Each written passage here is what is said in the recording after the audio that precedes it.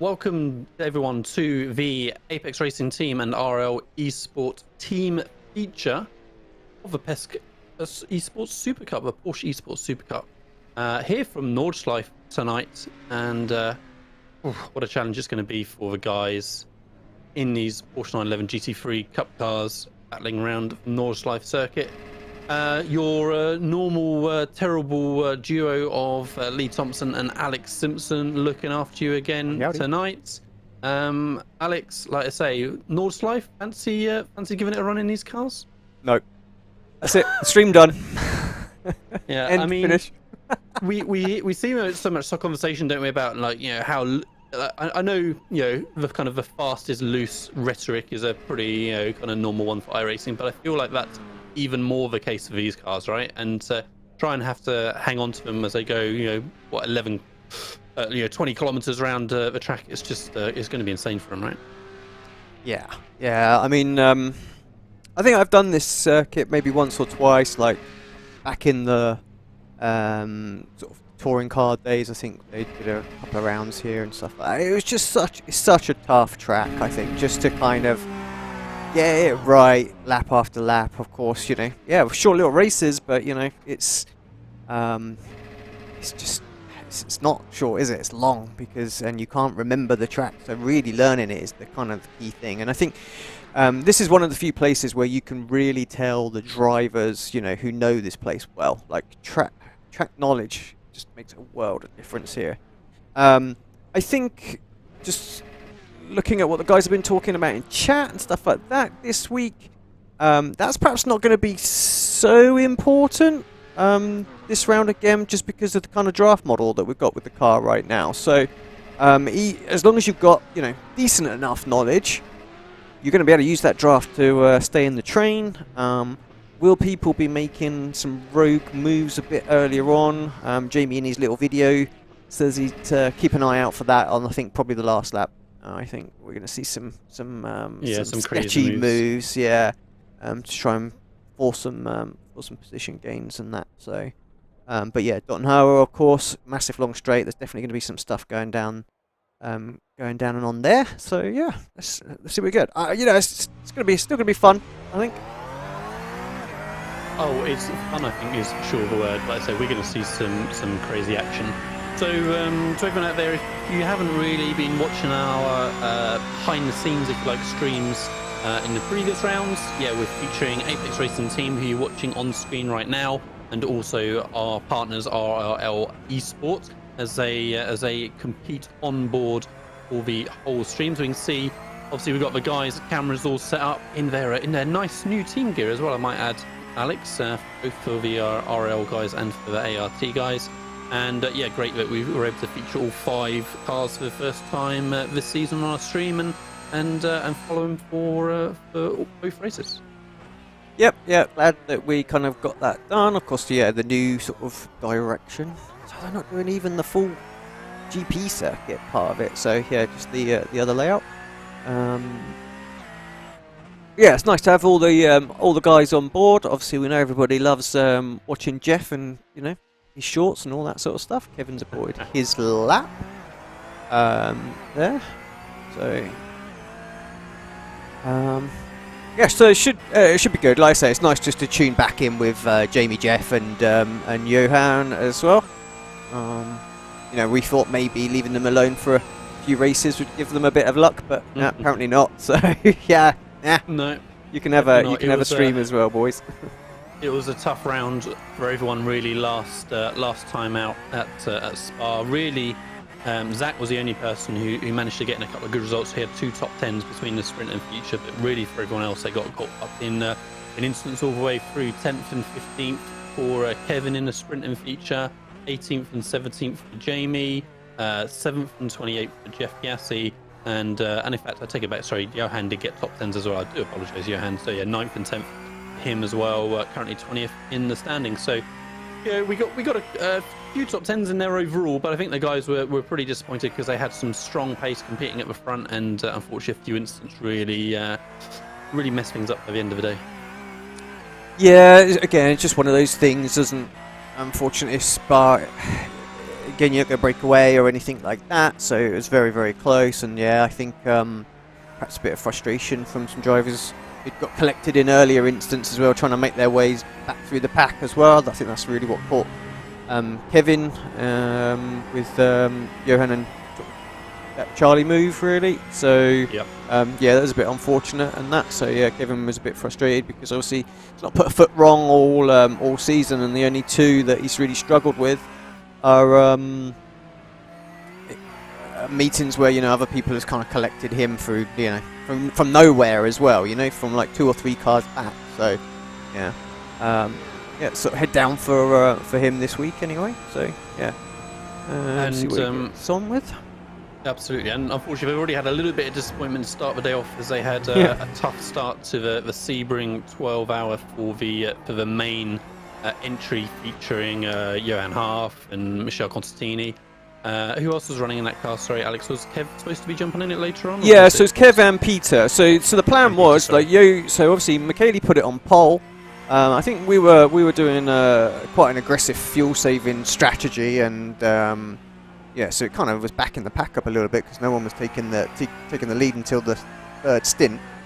And but yeah, unfortunately they got caught up with a back marker as they were coming back through the field on fresh rubber and stuff like that. And yeah, it's just suspension damage. So yeah, it's a bit of a shame because obviously, yeah, Johan was going to start. Then I think it was going to be Michele and Peter while they were, you know, the boys were doing sort of pesk, and then yeah, Kev was going to essentially, I think, bring it home. So yeah, a bit of a shame. They put a fair bit of effort in, but that's just the way these special events go sometimes. You know, the guys have put boatloads of practice into it, and yeah, you know, the team gets nothing out of it, and some of the drivers don't even get to drive. So yeah, shame. And so basically they've moved on from one, you know, epic endurance circuit in North America to, yeah, this absolutely insane, yeah, historic, again, endurance circuit in Germany, of course, of Nordschleife. And we've been riding on board with Kevin so far as he's been putting his opening lap. I guess they've only got 1 lap in qualifying, Alex. So yeah, as he's been putting his lap in, and it just goes on forever. You look at the track map and it seems like it's frozen because the car's not moving, but no, it's trickling around the circuit. He's only you know, quarter of the way round pretty much since we started talking almost. And yeah, as I said, you couldn't really think of a more unique circuit than the Nordschleife, as it's deep in the forest, such a tight sections of a circuit in some places where it really does get, you know, super narrow for modern high performance racing cars. You know, unique with the cambers and, you know, a couple of carousels, and the main thing is it just goes on forever. So I mean, what do you think their mentality is today, Alex? I mean, you're saying about, you know, the draft train that they're expecting, so I feel like it's just a matter of surviving through kind of quote unquote the infield, i.e. 99% of a lap, and just being in the train right for the Doshinger Straight. I think there'll be an element of that. I mean, certainly they'll be looking for little mistakes, you know, where people little lock up here, just overdrive it into some corners there, you know, to try and pick up those places where they can, because as Jamie was saying, there really isn't a lot of time. So, you know, if you get a good run because of a mistake, you've got to take it. But yeah, but also they're going to be quite cautious because as big as this circuit is, it's super narrow. Yeah, you know, it's crazy. really difficult to overtake, so they're going to be a bit cautious of that, and you know, people are going to want to try and hold onto the draft too wide and things like that, and you can't make mistakes here. You know, if there's a little rub in a net code or something like that, then they're going to be in the wall. You know, that's the thing. So they've got to be very, very careful. Just as well, just if the guys are wondering why we're looking at solid Kevin and Jamie in the little mini view, it's just because we're in as spotters. So during qualifying, of course, we can only focus on the cars that we're actually joined on. So I'm sure you will be swapping around, afterwards. Sorry. Oh yeah, absolutely. So yeah, good to see that we can see all the guys hard at work in their webcams. Anyway, you can see the strength of force feedback that they're all running. At a glance, Johan looks to be really kind of hanging on around those corners. You can see the impacts that the wheel was putting through his arms and his shoulders. It's yeah, it's crazy how high these guys crank their force feedback up. You obviously see lots of the conversations that go on in the academy Discord as the coaches are trying to give as much information as they can to the academy members, and it just comes up a lot. You guys run such high force feedback, and yeah, they run it as high as they could possibly cope with, as high as they think they can hang on to for the length of the race that they're going to be running, so that they get maximum feeling, depth, precision through the wheel of what's going on in the sim. Because of course that's the only that's the only physical response they're getting from the game. Otherwise, it's just what their eyes and ears are seeing and hearing.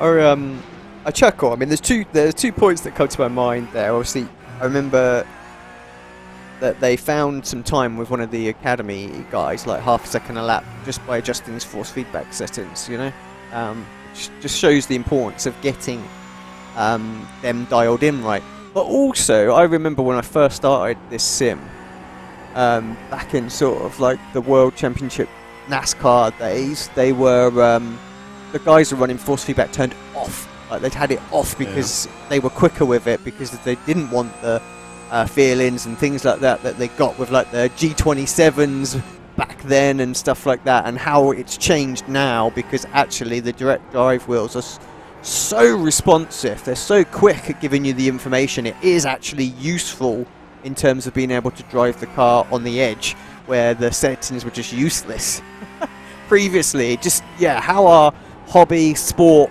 has changed, I mean, it's changed from a hobby to a sport as well, it's crazy.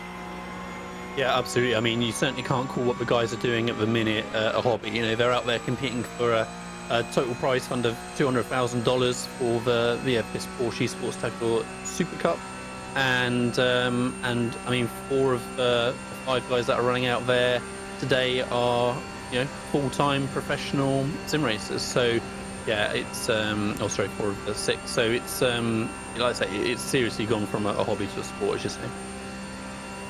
So some times coming in now. So yeah, Johan looking like he's P6, Jamie P9, Jeff is 10th. Don't think Zach has finished. He still looks like he's running. Kev, who we're on board with, obviously reset his lap, so he'll be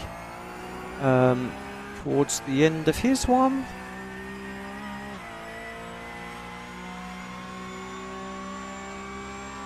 And yeah, very much at the end as Kevin crosses the line and jumps up to 9th. Yeah, so yeah, not too bad. Showing scrapes into the top 10. So we've obviously got 7 or 8 more times still to come in. But all of our guys have put their laps in now. So currently Johan P6, Kevin in 9th, Zach in 10th, Jamie 11th, and Yassi 12th. So actually very similar to what we saw last week at Spa, Alex, where quick Jeff Shorts. 5 drivers, I missed them. Where all 5 drivers, Alex, are like right on top of each other.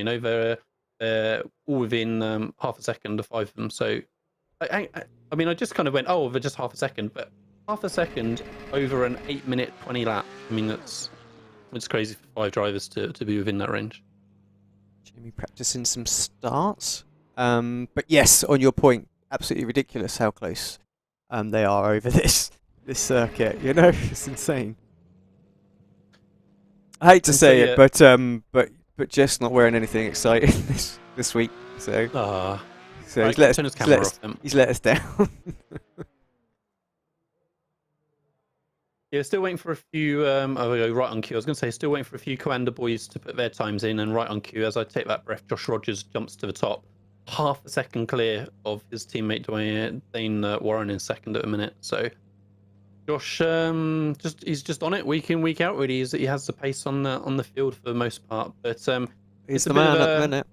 Yeah, so we've still got Charlie Collins to put his lap in as well. We'll see where he pops in. But currently, 4 of the top 6 spots taken up by Commander again. They've got their sets / driving styles just absolutely dialed in, and bang, there goes Charlie Collins in 6th as well. So 6 of the top 7. 5 of the top 6 even. Commander. Yep. Yeah, very good. Every week, listen to me nailing it. I mean, I think really quali is the one place as well you can really sort of maximise this season in terms of like whether your setups on point, your tyre strats and things like that kind of on point, and warming them and how you want to do. and yeah, they're showing what they're doing out there as well. So yep, got to give credit where credit is due, and yeah, Josh, absolutely absolutely awesome lap, and yeah, got to give credit to Seb as well, you know, because he's the one that seems to be able to mix it with those boys week in, week out as well. So yeah, absolutely. where's his teammate? That's what I was going to say. Certainly the only Red Bull car. You know, he's just on his own, frankly, running at the front with the Coanda guys all just surrounding him. And again, just not that I want to harp on about Coanda too much, kind of, you know, pantomime villain booing and hissing in the background type of thing. But you know, there was grumbles and murmurs at the start about, you know, the problems that we had in qualifying with different strange tyre warming techniques and things, and Coanda seemed to have found a trick on that. I mean, all of that is basically gone now, and certainly at such a long circuit like Nordschleife, tyre warming would have had a negligible impact, and they're still 5 or top 6. So clearly, like I said, they're just doing a better job than everyone else, regardless. So cars are starting to grid up. Just to confirm where the guys did finish up, Johan is starting from 8th, Kevin in the RLL car in 12th with Zach right alongside him, or behind him, depending which way he was going to end up. Behind in 13th, Jamie then in 14th, and Jeff Gassi a row back in 16th. So yeah, 8th, 12th, 13th, 14th, 16th for our guys. And yeah, only a few minutes to go. It's a good camera, do we reckon? Maybe maybe Jeff, and then you can see all the boys ahead. Yeah, let's do that. Let's go with Jeff for the start, shall we?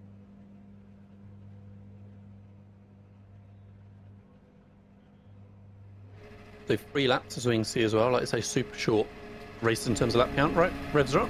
Yeah, come on, boys. A little bug from Jeff there, but seemed to get away okay. I think that was Zach having a little look on Tommaso. Zach's going up the left. Yeah, he's making a couple of spots. He's trying to go around the outside. Yeah, Jamie on the inside. That's going to cut back. Oh, someone around. That was an Apex car around. It's Johan. Yeah, Johan. Oh, for God's sake, Johan and his luck. Everyone else seems to have got through that, I think. But yeah, Johan. Let me just quickly switch back to Johan. Kevin's falling back. Oh, Kevin's gone. Looks like Johan got slowed down. And Kevin's out. So Kevin's gone. Oh.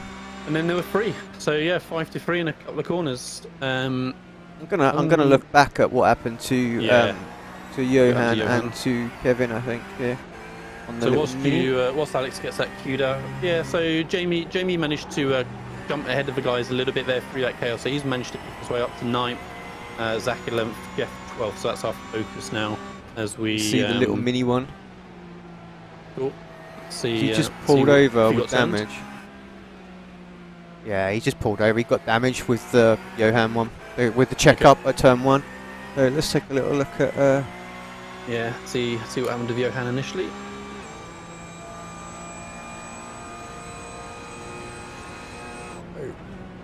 Green flag, and then let's take a little look at Johan.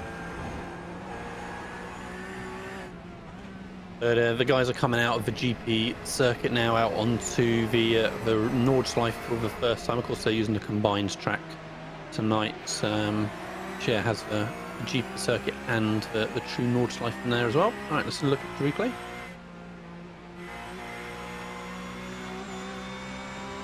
Stuck in the middle, isn't he? And just got turned from behind, does he, Alex? You got a better view of it than I do. I think so. It's tough to tell, actually. I mean, it was a difficult position to be in, wasn't it? You know, he's in the middle, going into turn 1, lap 1, cars on each side of him. It's a risky place to find yourself, unfortunately. I'm gonna wind it back and have a little look. Why not?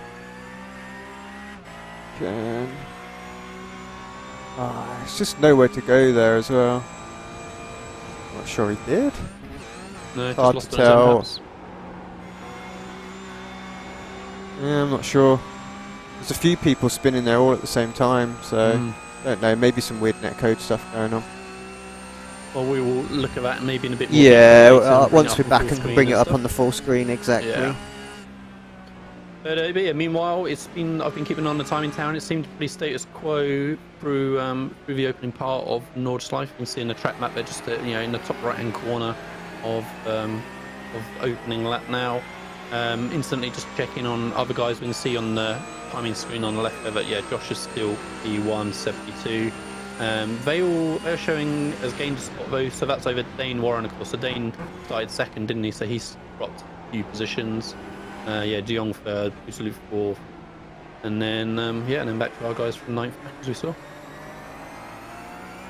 Yeah, I don't know what happened to Dane. Yeah, it's not a big instant, I guess. Only 3 spots plus. Just got shuffled back slightly. Just have a little look at Zach. See how he's doing. Ah, Kev looks. Yeah. Just stuck there, having to wait now. At least, yeah, of course. That's the worst thing about. Yeah, exactly. So what's the feature 5 lap's going to be today? I think. Sounds right. It was 5 last time. Yeah, like you say, you just got to sit there and wait, see what happens. He had such a good round here last season as well. So I think he was looking forward to this. But yeah, Zach's got Mas ahead of him, so he's tucked up behind Flute, who in turn is tucked up behind Backham.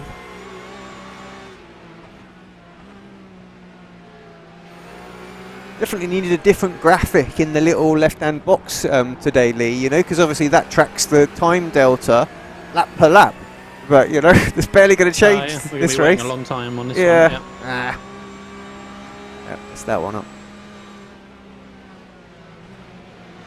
But yeah, seeing the guys working their way through the forest. Of course, Nürburgring is going to be the venue for Sim Racing Expo again this year, which we saw announced last week, I guess it was now, Alex. It was last week, yeah. Fingers crossed that does go ahead as planned.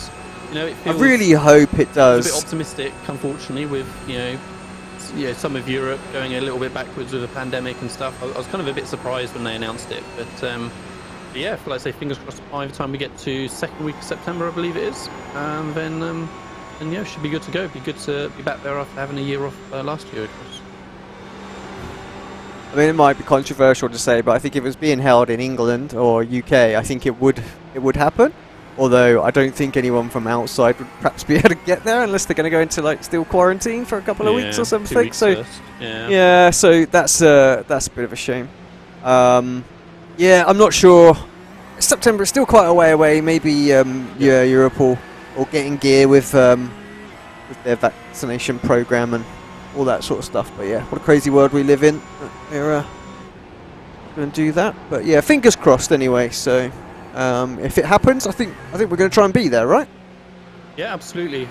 So we already been having a little bit of a talk in the background about what our presence might be, and yeah, it could be interesting to see where that ends up. And like I say, fingers crossed. The main thing is just that the event happens, because we had a great time in 2019. Of course, guys competed in a few events, did pretty well, and just generally, I think enjoyed watching the action and working around the exhibitors.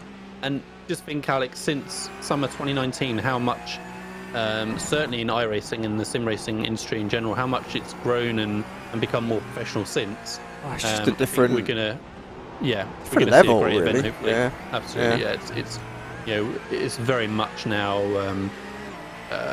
just like I say, taking a complete step forward. So yeah, I'm looking forward to seeing what they put on. It's going to be bigger and better, I'm sure. Check in with Jamie. Seems to be losing a little bit of ground on Mac here.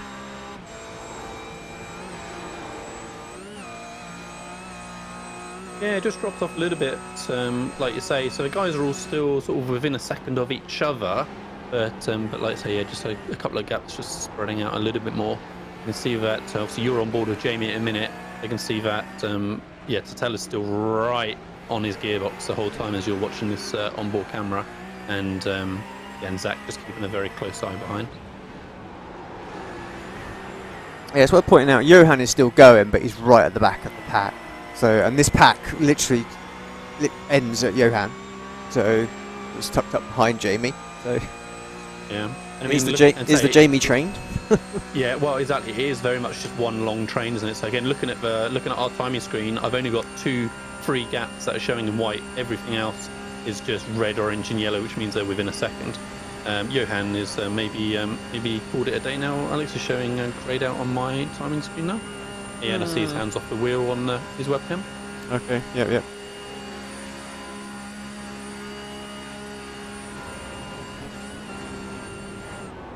So no, don't. Yeah, don't he's blame probably him, got enough damage that he's not going to make exactly. any moves or anything like that. Yeah, yeah, and it's of a place to have to limp around with a damaged car. Nordschleife is right at the bottom of a list of a track you want to be trying to do that on. But so that's lap 1 completed, guys. Like that's Seb maybe having a little battle at the front just for a attempts, second. Having a little sniff, and Tatella on Ooh, Fluke as well. Yeah. Fluke gave him tons of space, but Tatella actually never got close Oh, enough. Zach And, on the inside, Campbell, go on! Yep. Zach, very opportunist there, saw that gap was going to develop, got his car into position early, still side by side. Zach's going to have a high ground on this left-hander, but then it's going to switch back to the right. Tatella carrying good momentum, and I think Tatella's just going to hang in there. What sort of drive is Zach going to get off the corner? That's pretty good. It's going to be... Jamie stays to the left. We should... Yeah, bit of a toe. Again, to get to the hairpin though, it's all going to be to Tyler, surely. Track out wide, please. Yeah, still side by side. Zach, I think, should have it sorted now. He's got the high ground through his super fast chicane. Tatella surely can't stay on the outside. He doesn't see in the mirror. He slots in behind. So that took, good 30-40 seconds. I hear Tatella on the right again, though. Yeah, so I think Zach struggled on the chicane right. He had a little step. I think it was just a bit tight, wasn't he? And still he's round the outside. Wow. Fair play to Tatella. Then, they came back. I thought the position was done, but no, got it back in there. So all to do again for Zach. And of course, during that, they've lost good half second plus to, second plus, sorry, to Jamie. Yeah, Jamie, appreciate that, I think, actually. You know? Yeah. Concentrate on pulling that gap now to back him in front of him. Has Kevin's car just got himself repaired, or is he... No. Just spectating someone else.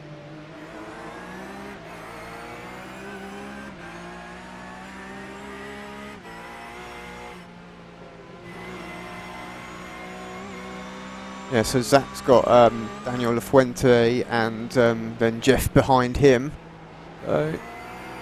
Daniel's had a shocking season as well. I don't think the Williams boys will mind me saying his luck has probably been on par with some of our lads, I think.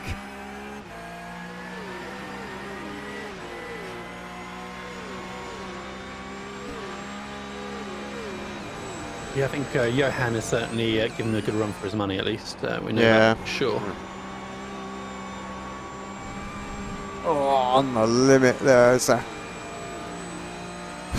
Just tell everybody that's watching as well, on all of our channels as well. We're pumping it out on loads with restreams, so thank you very much for tuning in. If you've got any questions for me and Lee, some insights of the team or anything like that, let us know. We'll try and answer questions as best we can. Dennis, hello, thank you. One of our Apex Racing TV broadcasters tuning in on the action.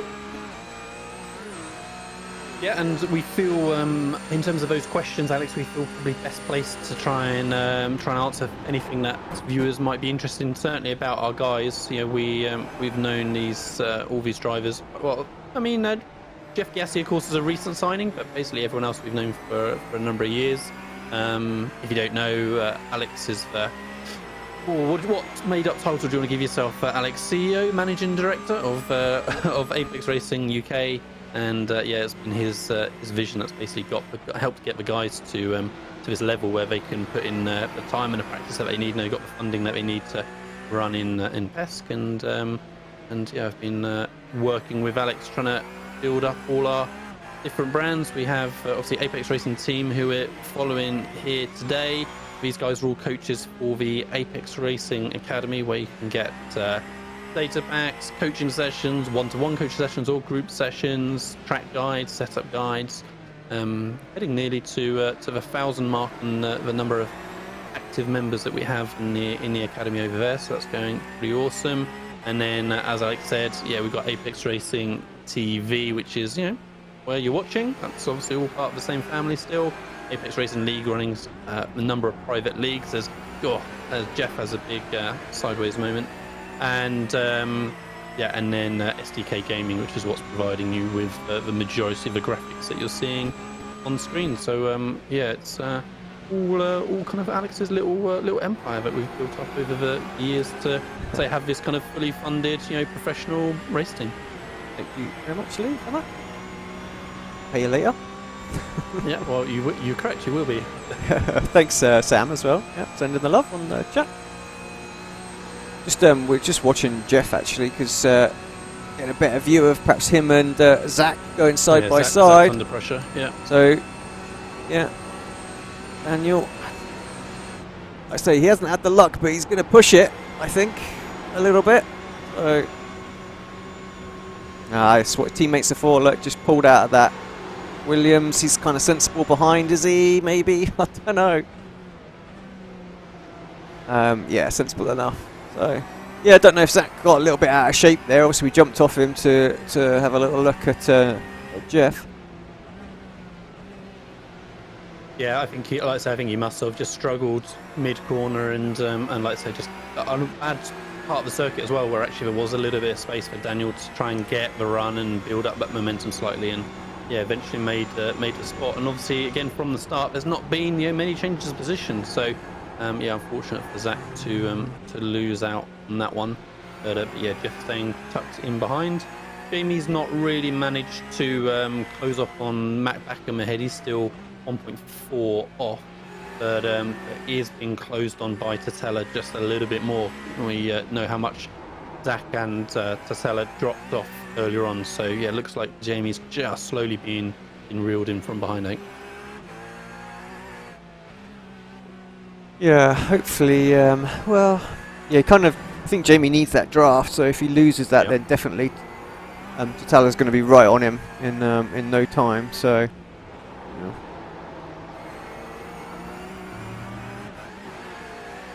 It's always the tricky thing to set the car up round here, isn't it? Because you can give yourself a bit more overall downforce, and you're extremely quick through this infield.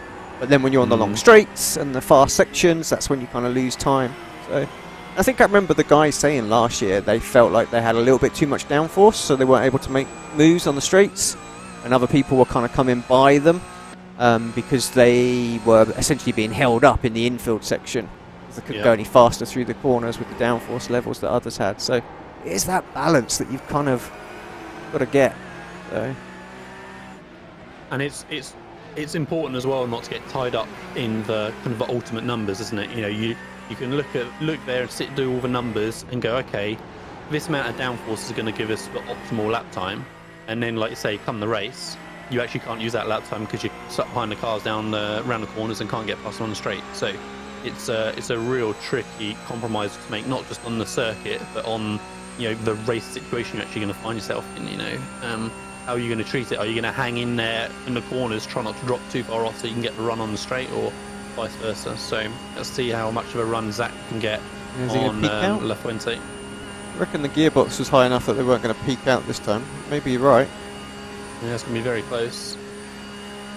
He's not really scratching very quickly at all, and yeah, just ran out of straight after all that. It just shows, I mean, they're doing 160, 170 mile an hour. Like, so I was trying to bring the dashboard up to see the speed. Oh, that's a bit deep from Zach. But yeah, if you're doing 165, 170, then actually, no matter how much draft you got, there's just not going to be a huge amount more left in it. Oh, once again for the front. What a look. Jamie has caught up onto the back of Tommy. Yeah, it must have been a bit of it. Oh, so Tommy has lost that spot then, because it was Matt Backham. It was Matt, Jamie was following. So yeah, a little bit of happenings further up on that lap. Nothing changed on the leaders, so it looks like it was just Backham and Osgaard. Or Johan.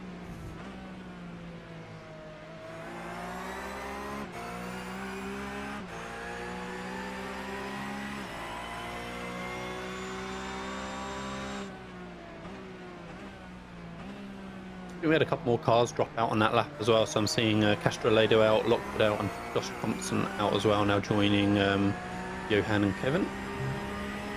I don't know what happened to Sanchez as well. Obviously, we're part of the MSI group that we have our alliance with, so yeah, not a great day.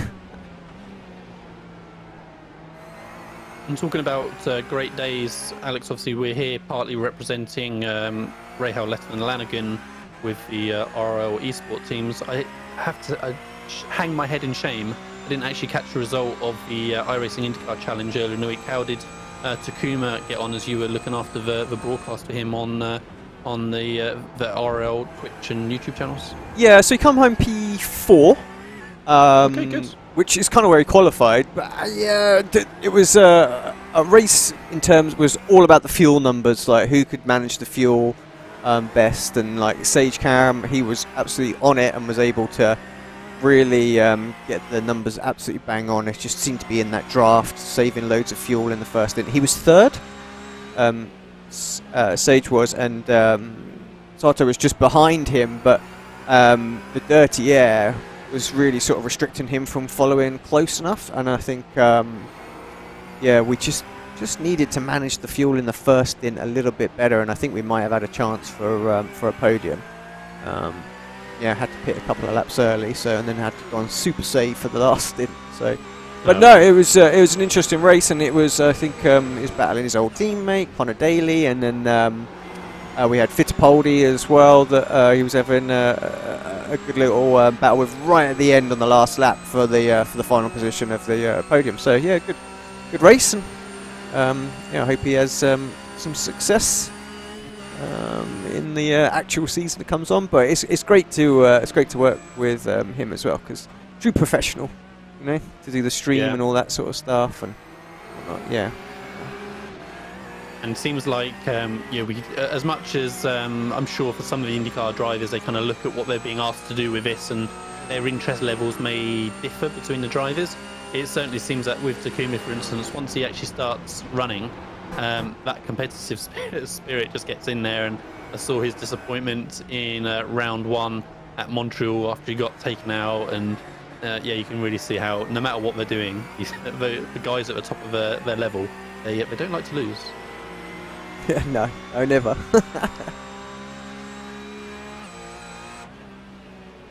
Is Jim going to be able to get anything done on Ostergaard? I'm thinking probably not. I think Mac will be able to pull him along. But yeah, certainly this little group have got no draft ahead now, because yeah, Diego Pinto, who is on the back of the front pack, is definitely gone. So yeah, whatever happened between Backer and Ostergaard, yeah, just dropped them way completely off the pack, isn't it? So yeah, 3 seconds back they are. So yeah, it's split in. That's our first split really in the field. Yeah, top 6. Oh, sorry, top 5, and then sorry, top 6, and then yeah, back from there. So yeah, we'll see how that affects things as they head down the final straight. We're on the final lap, of course. We can see on the track map they still got a good 2/3 of a lap still to go before they reach that big opportunity for the draft. And that time around, Zach Campbell just struggling a little bit off the corner and lost a bit of time to La Fuente in front as well. Jeff Gassie's just been sort of sitting behind Zach pretty much the whole time after there was that little bit of battling with La Fuente. Jeff had a little bit of a sniff, but otherwise just settled back to second behind. But he's still got close proximity from David Williams for VRS Clander behind him to keep an eye on as well. So not an opportunity for any of these guys to rest, whether it's the circuit or the track. Let me go for it? Luke, yeah. He is going for it.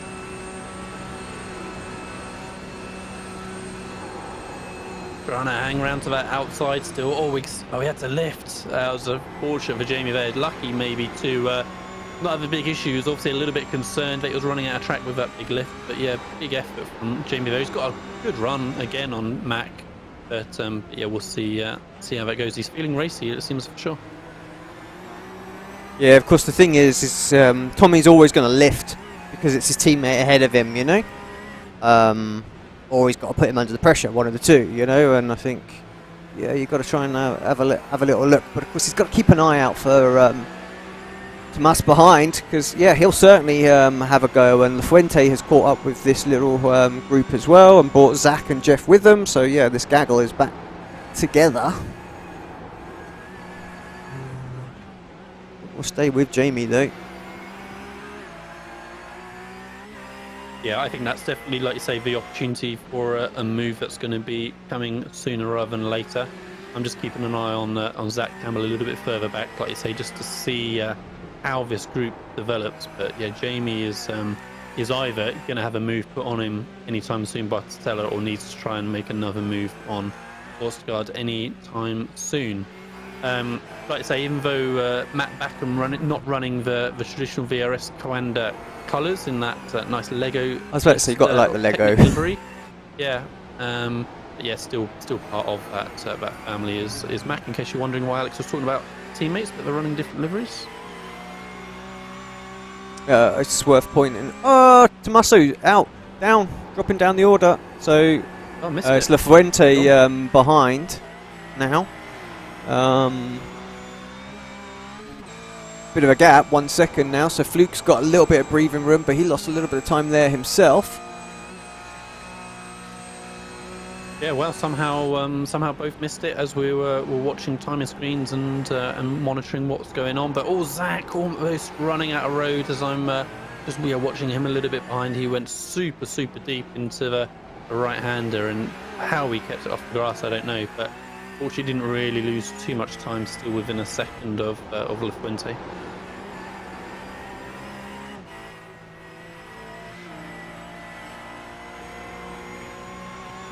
Seb 0.4 of a second as they come onto the bottom. No, I don't know if he's going to get Josh here.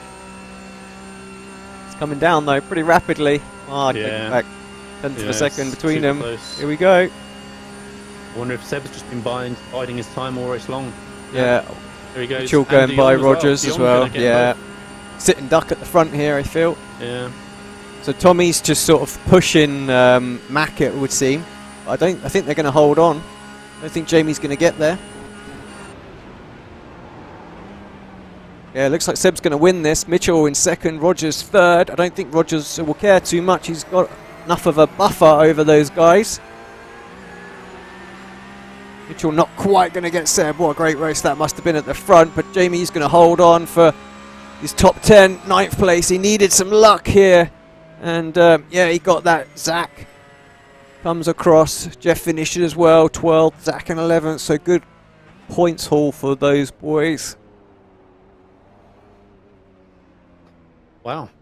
So yeah, bit of intrigue there at the very front after Josh was just sat P1 from start to almost to finish, and yeah, it'll be interesting to hear what Seb says to the guys after. Yeah, he must have just been happily sitting there, just knowing that's fine. I can get you on the final time when we come down the straight, and yeah, it happened exactly as planned. Yeah, interesting that De Jong nipped by Rogers as well there. So, Seb's obviously doing a fair bit of recovery work still to try and get back into some form of championship battle, but I dare say Josh Rogers would have wanted to have kept those second position points. I'm sure. Least. Yeah, I'm sure he will have done, but to be completely honest, the gap is quite large, and if Rogers is able to consistently get podiums, one or two places behind Seb for the rest of the season, Seb is not going to catch him. That's I think that is that. Those early rounds for Seb really cost him. I mean, he's still going to end up with a really strong championship. Possibly top 3, which is a decent amount of prize money, has to be said. Oh yeah. But yeah, of course, it could quite easily switch. I mean, now I think Kev's going to have had 2 bad weeks in the bounce. He was 3rd before Spa, I think 3rd or 4th, something like that, in the championship. Yep. And I dare say he's going to be looking at if this has a shocker here, and it's going to be difficult to overtake. We've already seen this. He could be looking at maybe 6th or 7th in the championship, and he's got to work hard, to try and improve. So yeah. Just gotta have some luck as well in this championship, that's for sure. Yeah, no, absolutely. Like I say, Seb's certainly having a bit of a comeback to try and get himself back in the hunt to some degree at least. Yeah, so let's see what the guys can do this time by. I mean, Kevin and Johan. I mean, they just need to try to make a couple of big moves through the GP circuit on opening lap, hope there's a big incident ahead, and somehow get through it all to get to some sort of sensible positions, because they're going to be starting right at the very back of the field. And then, of course, for the rest of the guys, they're just going to have missed out on the reverse grid, right? Yeah, they will have done. So they're going to have, yeah, like you say, they're going to have a tough job. But they can follow the leaders, you know, perhaps through. Yep. So they perhaps won't be under the kind of pressure that they might have been if they were reversed onto the front there. But yeah, so we'll kind of see what happens there. While they're just doing a little bit of sort of warm up again, let's pass it over to our partners, and yeah, we'll check in with Virtual Racing School, the Apex Racing Academy, and SDK Gaming. We'll be back in a moment. Virtual Racing School was developed to provide support to the next generation of sim racers. No matter if you're a rookie or veteran or what car or track you'll be racing, our goal is to provide training every step of the way.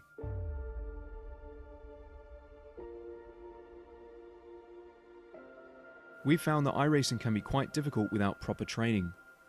There needed to be a way to prepare for on-track racing. With VRS, you can literally learn from the best sim racers in the world, including 4-time NASCAR iRacing World Champion Raul Falla. And Raul Falla is a 4-time champion of the NASCAR Peak Antifreeze iRacing Series. 3-time iRacing Grand Prix World Champion Martin Kroenke. Martin Kroenke becomes a 3-time world champion. Rallycross World Champion Mitchell de Jong. Mitchell de Jong is now champion for the iRacing Rallycross World Championship Series. And many other top sim racers. Data packs include everything you need to start learning. Our World Championship coaches create the data packs by setting a hot lap or a series of fast laps for you to compare, analyze, and replicate. Data packs also include a tutorial where the coach points out techniques they use to hit the fast lap. This gives you access to the latest driving techniques and setups before you even hit the track. Sign up for a free account and download the VRS telemetry logger. With this application running seamlessly in the background, your laps automatically start syncing to the VRS website. From there you can analyze and compare 2 laps of your choice, whether it's your data, the coaches, or your teammates. VRS will automatically target improvement opportunities so you can get up to speed even faster. VRS also makes it easy for you to request and schedule one-on-one or group coaching sessions. These sessions can range from 30 to 90 minutes, and you can select the car, track, and setup combination of your choice. Visit virtualracingschool.com today to sign up and get started.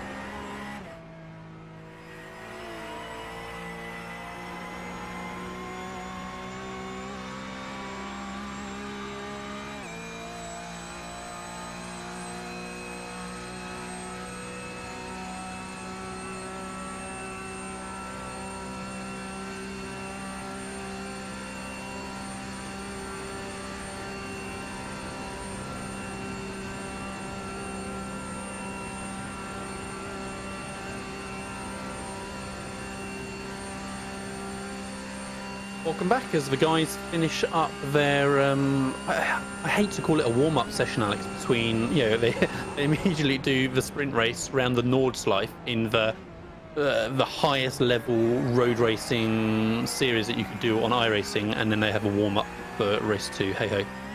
But they're almost finishing now, you see you've got 10 seconds left, and then we'll be ready for the feature race. We were just talking earlier that, the guys are just going to have missed the reverse grid.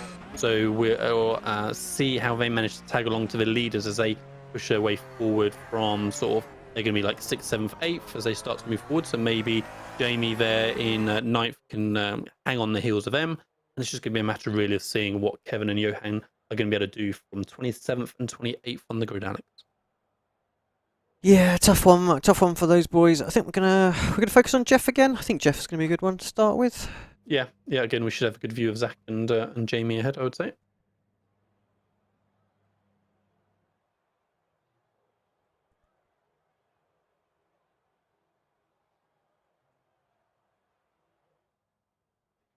Yeah, so just to confirm the starting grid in as I see it on my timing screens that's come up. Yeah, Ptolemy Arsgaard in pole, Matt Backham second, Diogo Pinto third, Jeremy Busluke fourth, Dane Warren fifth, he lost a couple of spots earlier on, Josh Rogers sixth, Mitchell de Jong seventh, Jamie Fluke eighth, and then it's our guys.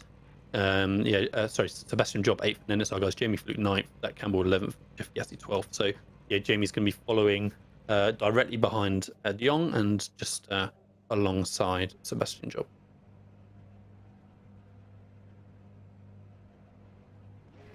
Come on, Jeff, let's get a good start here. Revs are up.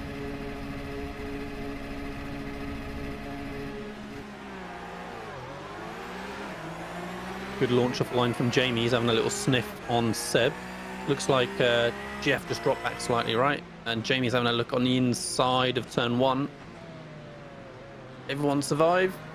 Jeff and Zach are side by side. Jeff on the outside. And Zach's just slotted in behind. So all of those three guys got through cleanly. Kevin and Johan still 27th, 28th. Yeah, Jamie got... I thought he got Mitchell. He's around the outside of Mitchell, so he's experienced this, so he'll know what he needs to do. He said it on the other side. Oh no, it's Zach, wasn't it? It was side by side. Yeah, well, no, no, you're right. Jamie, it's Jamie side by side with de Jong. They're still side by side, and then Yassi got the better of Zach as they come off the corner. Sorry, I meant in the last race it was Zach who's experienced this. It was Zach who was side by side with what was it? Tatala, wasn't it? Yeah. Yeah, absolutely. Yeah, so Fluke settles in behind de Jong. Okay, so survival for the opening few corners, 9th, 11th, 12th for the three guys, and like I say, unfortunately Kevin and Johan have just made zero progress. They didn't move forward a single spot from their 27th, 28th. So we'll see what they manage to do as they get onto the old Nordschleife circuit in a few moments. Looks like there was a bit of movement ahead from Josh Rogers and Seb, so they've both moved forward 2 spots already. Or sorry, 2 for Seb, 1 for Josh. And we jumped on board with Zach there as well. And just in case you want to know who we are watching, in the sort of top left information box, the green next to the car on the car number, that's kind of who we actually are focused on in this particular case. Yeah, Zach Campbell. We'll make some little tweaks next week actually to make that a little bit more visible for you all. But yeah, so currently on board with RLL's Zach Campbell. As give Jeff a little bit of breathing room. He's got Williams tucked up behind him. Yeah, and the guys just settling in now. Tyres will have warmed up by now, so they can just get into their rhythms and make sure they're hitting their marks. And it's just going to be a matter of anyone trying to capitalise on a mistake ahead. And there's the biggest gap between anyone in the top 15 is 6 tenths at the minute. In fact, the biggest gap in the whole field between any cars is 6 tenths, and that's between the first, second, and third. So just everybody is one long train as they work their way through the greenhouse. I remember when I can't remember what season it was at the World Championship, and when it was the Grand Prix Series, they were like, it's getting really competitive now, and it was back then. Nothing like this. No. I mean, bit of a lock up ahead from maybe Seb, as I see him just running a touch deep. I'm not sure if it was Seb that locked up. Yeah, I mean, you're right. This is just a whole nother level, isn't it? I mean, back in the 2016 when I just about dragged myself kicking and screaming into the World Championship with the F1. That basically took a full-time job, granted. That basically took all of my time and commitment and patience with pounding endless laps and telemetry, and to just barely scrape myself into the World Championship. And I know that there would be no chance of being able to do that this year, last year, or probably the year before, just because of the level, like you say, is such a different position now. And certainly when the World Championship switched to the Porsche Cup car, I do think it obviously appeals to a broader pro racer, doesn't it? You know, a lot of people I think were never interested really in the F1 car, and we never saw them really go for the top level World Championships, whereas now we've got the F1 guys and, you know, people who've come from slightly different disciplines as well. Yeah, I might have to retract my statement I made the other day to you, you know, off air, about, you know, if I put my mind to it, I'd get in. I mean, I probably could, but it might be at the back right now. Yeah, I mean, you say you were always a significant step ahead of me, so I think, like you say, you would be probably not competing the positions that you competed for in F1. You'd be on the grid for sure, yeah. Let's say just what happens in any discipline, isn't it? You look at you know, athletics, the Olympics, whatever it might be, and just, you know, world records every year gradually tick away more and more and more. You know, there's nothing where, you know, the fastest, the strongest, the highest, whatever was in the 70s. You know, every generation, it just gets taken more seriously and just always moves on. You know, so no different here, I'd say. We can have a quick look at Gassi a little bit. I'm going to quickly check in with Kev, because Kev's made up 5 spots, you know. He's got a bit of gap in front of him now. He's got Benecki ahead of him. I don't know what happened to Benecki. So yeah, this is not particularly exciting, Alex, as you know, for cars to pick. 1.5 seconds. Oh, someone just dropped down and Johan's picked up another. Oh, maybe? Yeah, Johan's battling away. Yeah, side by side with Pekka the whole time. Yeah. Maybe lost a couple more because that. Oh, Kev! With the air. But yeah, just wanted to see if he could just drag himself onto the back of Benecki. Yeah. So. All it's going to take is a little bit of squabbling ahead, and he'll make up that half second and be back in the draft again. I'm seeing squabbling for P3 up ahead as well, so you're looking super close between back and Bootaloo, Pinto at the front of the field. So I dare say we're going to see some action. Oh, I think Johan's gone again. Yeah, dropped to the back of the field, a couple of seconds off. Maybe got away with not being anything huge. No, his timing's frozen on my side, yeah. Yeah, just having a look at the replay in the little mini window. Let's have a look.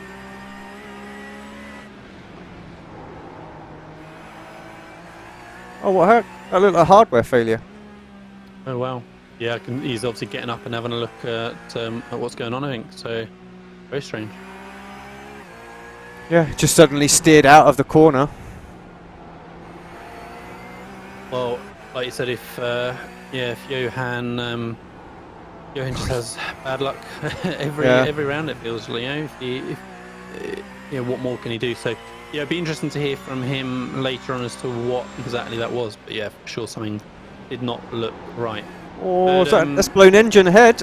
I think it? It's not. Oh, Seb with a blown engine. Oh, he's all over the place. Keep it out of the way.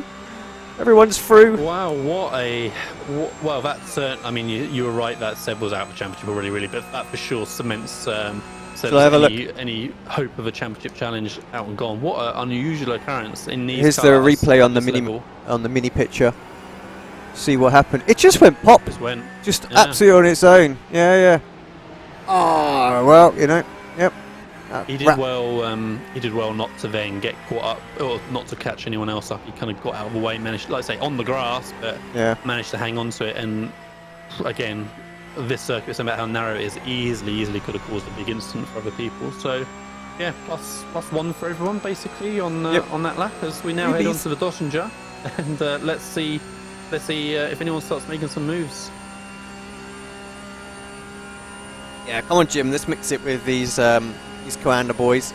They're having it all their own way at this minute. Just got Pinto in there now, just to. I think Jamie's under pressure, actually. I think.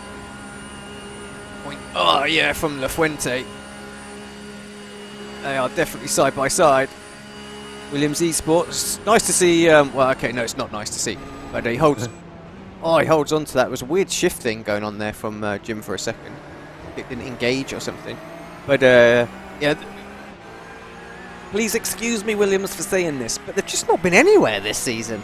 You know, we haven't seen them in any race. You know, like one of the biggest esports sort of racing teams out there, and you want to see them kind of competing, and they've really seemed to struggle. Here comes La Fuente just diving up the inside of Jim. Jim going to hold it round the outside. Maybe if we switch back to Jeff, you'll have a good view of them side by side the whole time. Good call. There we go. Right as the move's completed, but yeah, like I say, that was building for a little while. Like I say, La Fuente was right in the gearbox for a little period. I don't think we really saw particularly any other changes on that one from the rest of the top 8. But yeah, 9th, 10th, 11th now, by the way, for Jamie, Jeff, and Zach, so all line of stand.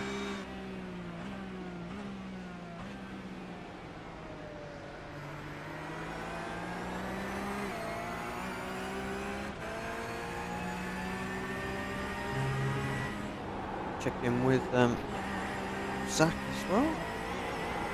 Kev has got onto the. Well, it's onto the back of Sedgwick now because Benecki's got past Sedgwick as well. So we'll just leave these guys to it for a moment. Let's go and have a look at Kev. Tell you what, we'll leave the mini map on those ones, the mini picture on those guys, so we can see and focus on Kev on the onboard. Just to really confuse the spectators.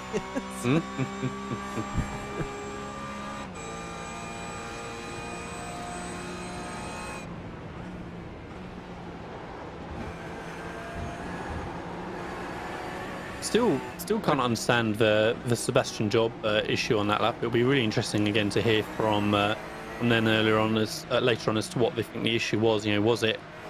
Well, are they going to put it down to some kind of iRacing bug, or is he going to say, oh well, I took damage and that's what it was, or was there some kind of issue? I mean, you can't over rev these engines, right? Because they've got a restriction on them. You can't just keep clicking away on a flat pedal. What if he's overheated it?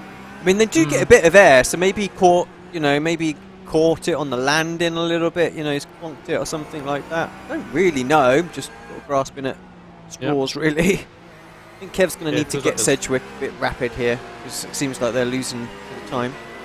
Yeah. I know how quick Jack is round here as well. He's very quick, so he's just not quite been there this season. Not sure who he's working with, but I think he's the only person from Inex. Yeah, I believe so. Yeah, well, it's a little bit of a different machine for Jack to run here compared to the Audi RS3 that he runs in our Apex Racing League Touring Car Championship. Oh, and movement up front as well, Alex. I've seen lots of pairs as they're all working away through the right-hander on that one. So, not for our guys, I have to say, sorry.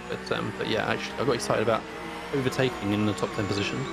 Pinto up to second by the look of it. Yes.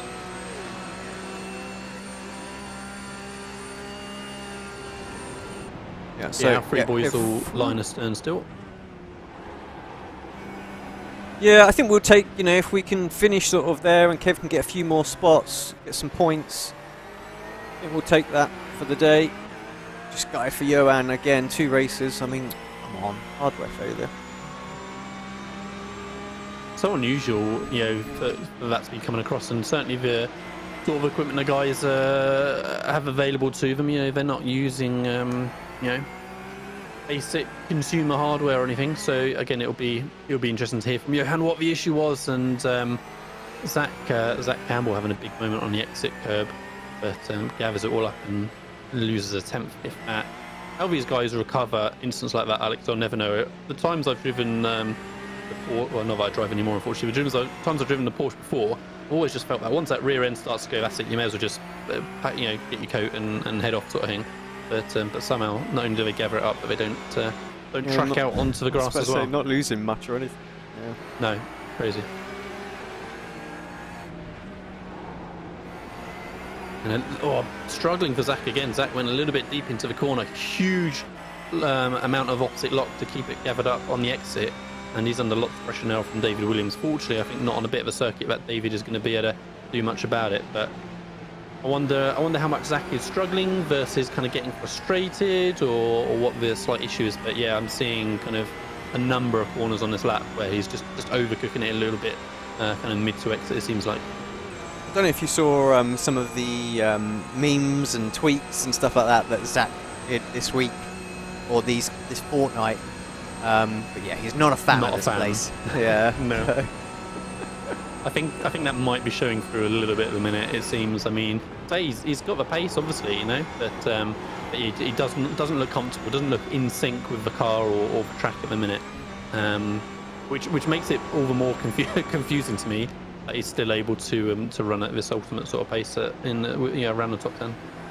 I think this comes down to what I said at the very start, that the guys expected this big train because the draft is going to pull them back towards each other. I mean, Jeff had dropped down to nearly a second back, and in that little straight there he picked up 0.3 of a second, and he's lost another tenth through that little complex there. Again, we're going to have a fairly high speed section, so he'll again close back up to this this pack, because I imagine they're all lifting ahead to some extent, when they're in the sort of faster sections.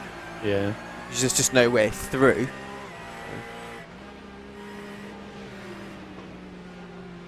And you were saying at the start as well that maybe we'd get, a couple of ambitious sends as people, like say, don't want to take that lift and want to make that move and make that progress. But really, we've not particularly seen that. We've certainly not seen any instance beyond lap 1 for any cars really in either race so far. And it seems that for the most part, well, from what we've seen rather, people are being patient through all the twisties. Yeah, give it 2 more laps, I reckon. Final lap of the feature. That's where it's going to get tasty.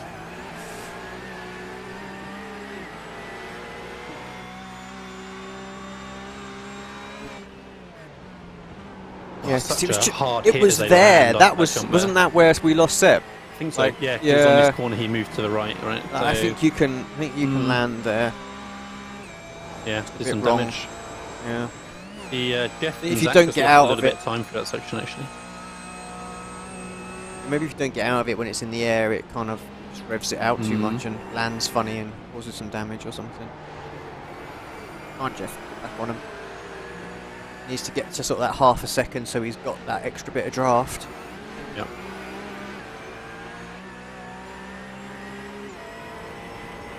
Yeah, it was nice to see all the team livery turn up in Brazil for Jeff, which you can see him sporting, and Jamie. How long did that take? How long did that take to cross the Atlantic? Wasn't too bad actually. Do you know what? Okay, I think Jeff got his before Michele got his in Italy. I love Brexit. Yeah. No, good. No, so it's nice to see all the guys kitted out now finally, and like I say, able to represent it as Zach is closing on Jeff. I wonder if he's going to big change up front as well. Oh, Zach's bump drafting. Zach's pushing Jeff, giving him a good old bump draft, trying to get him up to Luke a little bit more. So that was it was interesting. Bump drafting at 160 mile an hour in a Porsche Cup car. Look at that, back down to 0.6 of a second. Yeah. Just because of the checkup, all that front pack got really close. Rogers went to the front, like Pinto got past Ostergaard, and Rogers did them both. And Zach bump drafting again.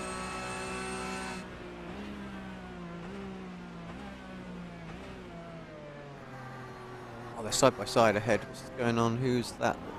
Young and... Yeah, Lascento, was it? No, maybe Mac and Fuente then.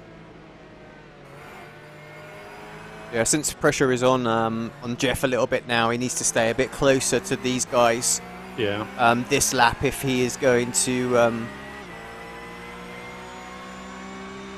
maybe even move forward, but I think if he doesn't, you're going to have like Kroenke and Carroll, who are now tucked up behind Zach. They're not going to hold back like Williams has done. Williams is a very cautious and fair, steady driver. Yeah. And I think Kroenke as well. Actually, it's Graham who's going to just send one.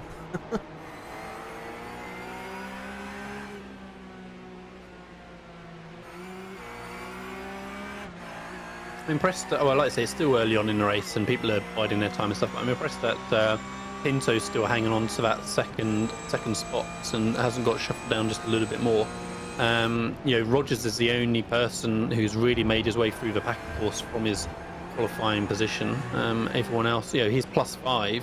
Everyone else Sarika is pretty much status quo. Yeah, we're losing Sarika and Salva. Allens, both of them boys down and out. Let's have a look on the little... I did not want to click that one. Never mind.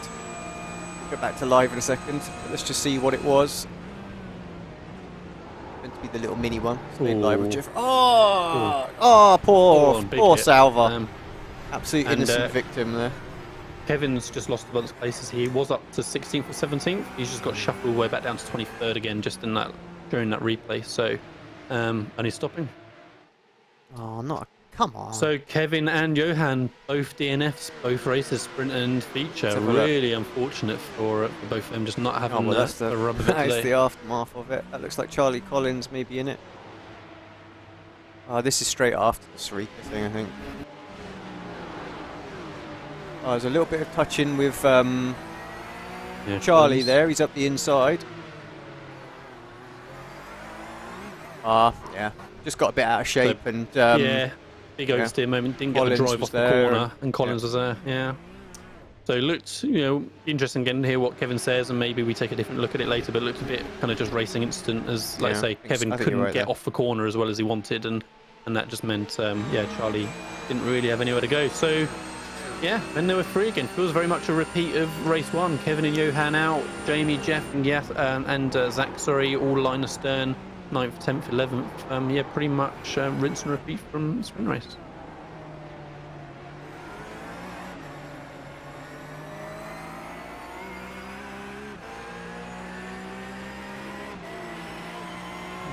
The Delta to stay up on screen. There we go.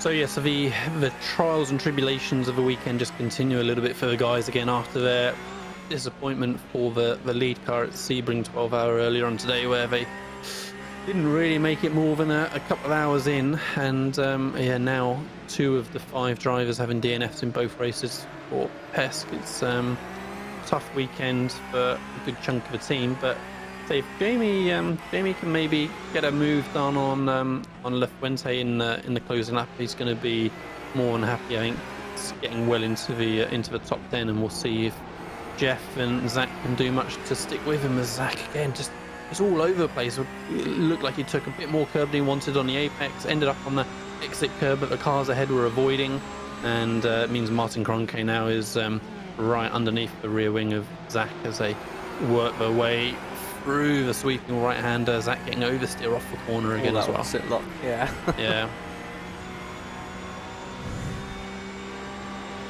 Yeah, I mean, Jamie and Jeff definitely need to have a little look. Yeah, within half a tenth now. I mean, is there really anything he can do about it? Is a different question, but yeah, he just had a little bit of a lift end of the Kroenke, I think, and settled back in. We have a three team cars all just separated out a little bit through that section there. So like I say, we'll see how that Constantina effect kicks back in, and they if we draw back in together.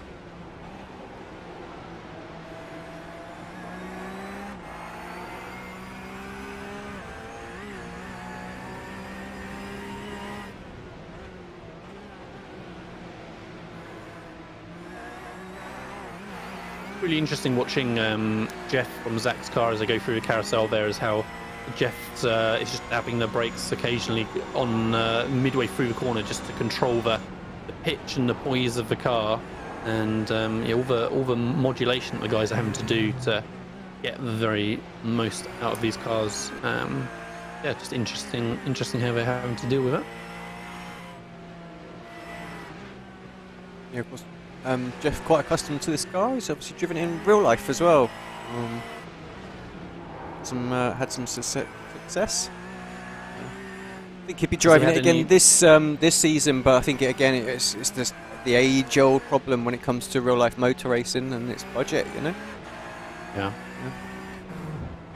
it's a tricky one for sure. I mean, yeah, again, it's what are you kind of supposed to do about it when you require such funds to do real racing, and then you have this kind of converse situation where sim racing is can be extremely affordable, and actually there's kind of decent prize money on offer within reach of the guys running it. It's a tricky conundrum to be in terms of where do you really put your time investment and energy and focus.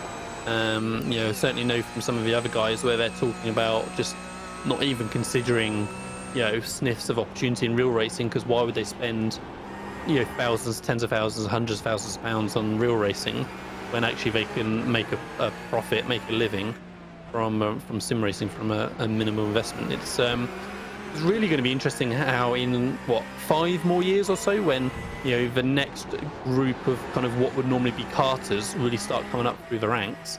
How many people actually would have just done sim racing instead and never really rocked up into karting.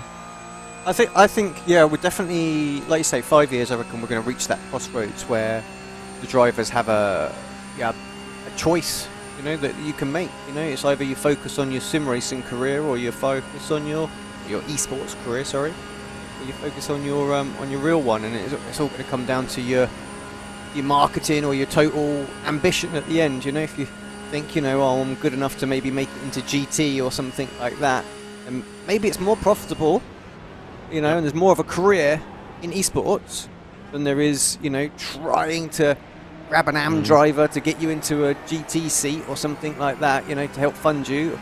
But if you're good enough to get into F1, and perhaps like IndyCar and maybe NASCAR, those top tier series, then that's you're kind of all in for it. But I do worry actually if it's going to change the model of like real racing somewhat, because suddenly all these teams that are used to getting all this sponsorship money and things like that come in and paid drives, they're going to be like, on your bike, I'm going to go and race in this eSports series where I can win the money that would get me the real drive rather than having to spend it.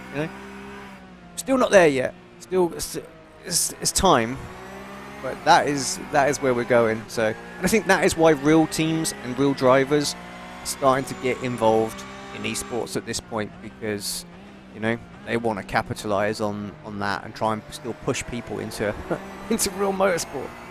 Yeah, I mean, it's an interesting one as to why sim racing isn't quite at the level of a number of other esports disciplines. You look at the Dotas and the CODs and the CSs of the world, and I bet if you looked at audience numbers for the biggest Dota events, I bet they put some huge global real sporting events to shame, and so that potential is out there for sure. It's kind of interesting as to why sim racing never quite managed to be on that same starting point, but like you say, it's going to just keep catching up further and further, and the potential is for sure there when you look at other esports.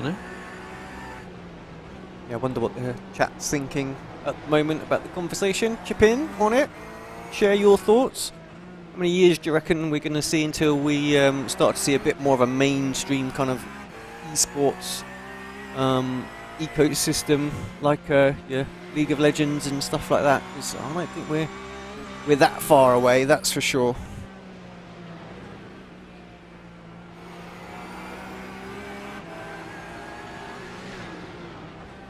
Zach, pretty much been status quo, hasn't it? Yeah. Since we've been last kind of looking a little bit closer again. Jamie, Jeff, Zach, all line astern. They did all obviously close up again after they got drawn apart. We're on the final lap now, so another sort of 6.5, 7 minutes to go before they get back round.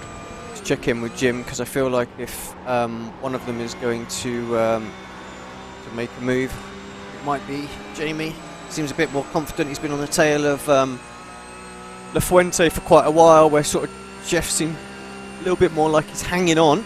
Yeah, I think so. I think I think Zach is feeling a little bit held up by Jeff, and Jeff, like I say, is struggling just to keep on the coattails of Jamie. But of course, on top of that, being teammates, neither Jeff nor Zach can really make a move on the car in front without, mistake from the car in front, probably. Jamie's the no one team that orders can be a though. I'll bit point more that out ruthless. just in case No, absolutely. anyone is No, thinking these you're guys right. are free to race. So if they want to go for it, they can. They're free to go for it. Yeah. The only rule we have in the team is don't put your teammate in a position where it's going to cause a crash. So Yeah, I think all that the is the. Fuente, very deep. Yeah. Jamie's going to get a good run off the corner. He got a little bit out of shape as well.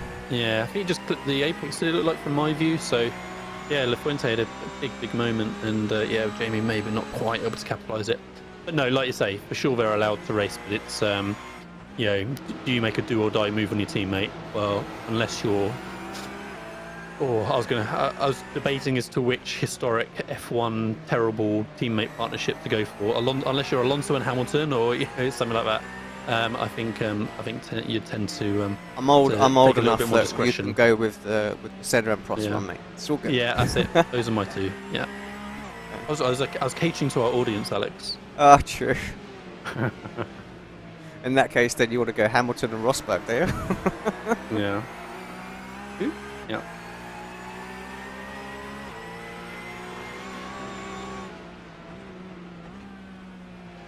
Yep, Dennis reckoning 2 or 3 years before it really explodes. Yeah, I think.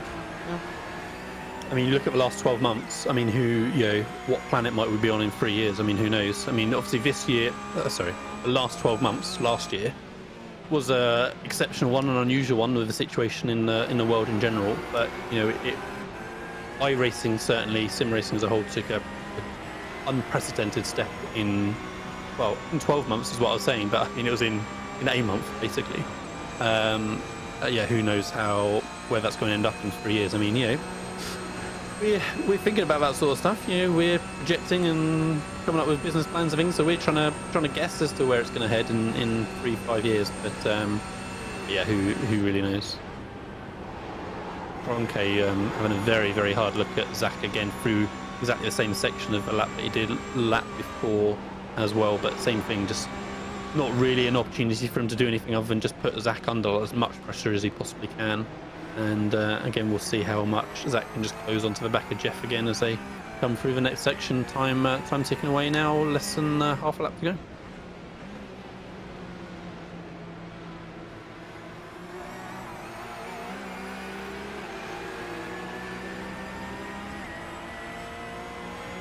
I don't know if Kev's watching the stream. I don't know if he wants to get himself jumped in. Maybe. I mean, I know we're only half a lap to go, shot. but come in just for the last half of the lap. Have a little chat with him. He's out of his seat at the moment, so probably not listening. And Zach's put himself all over the back of Jeff again, just through that last section, so he really gained a lot of time to crawl his way back to the gearbox again.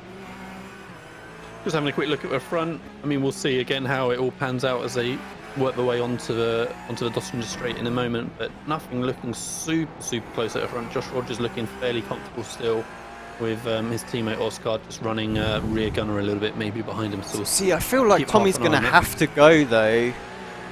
I mean, he's 8/10 actually, so he's probably all right. Actually, I think, thinking about that, because otherwise Pinto will certainly make a move. But yeah, he's not going to catch up 1.1 seconds on Rogers on that final straight. So I think you're right. I think fairly safe. Depends how close Ostergaard can get through this section. If he can get that down to like 4/10, something like that, it becomes a bit tricky for them to manage as a team. Sure, Phil will be on it. Wide for La Fuente. Jamie as close as he's going to be, I think. Good exit here. Oh, that's nice. On Jim, get him under a bit of pressure. Get this exit. You can see the absolute focus that Jamie has got in his camera there. He's just putting everything he's got in to make sure he hits his marks and gets as much out of the car as he can, and He's this is close. it. Is it going to be any draft? Enough draft? 2/10 and 6/10 to Mac. That's the difference, you see. So Jim will definitely get a better run than Lafuente here, but it's whether or not he can get alongside. Yeah, Rogers looks safe. He's still 4/10 clear. Come on, Jim! Squad's going to be under pressure. Yeah, here we go. Has a look to the Fuente left. defending. Moves across just slightly. I think that's where you want to be, to be honest, to defend, isn't it? On the outside, this could end in disaster. So. This is always a nasty place. Ooh. Yeah. Jamie just backs out of it, just barely hanging on for dear life. Had a good old go of it, did Jamie on the last lap there, but not quite enough. Yes. Gets a good run off the last corner though, but the start-finish line is going to come a little bit quicker. It's too close. Damn. Unlucky Jim. Yeah, was not far off. We're just snatching that off the last corner there, and actually Cronke ended up super close to Zach as well, 400ths off on the line. So there we go. They did keep it as they were, really, 9th, 10th, and 11th. But yeah, almost position made for Jamie Fluke, and almost position lost for Zach Campbell off the final corner there. Yeah, Kevin and Johan nowhere to be seen, unfortunately. Yeah, unfortunate for them.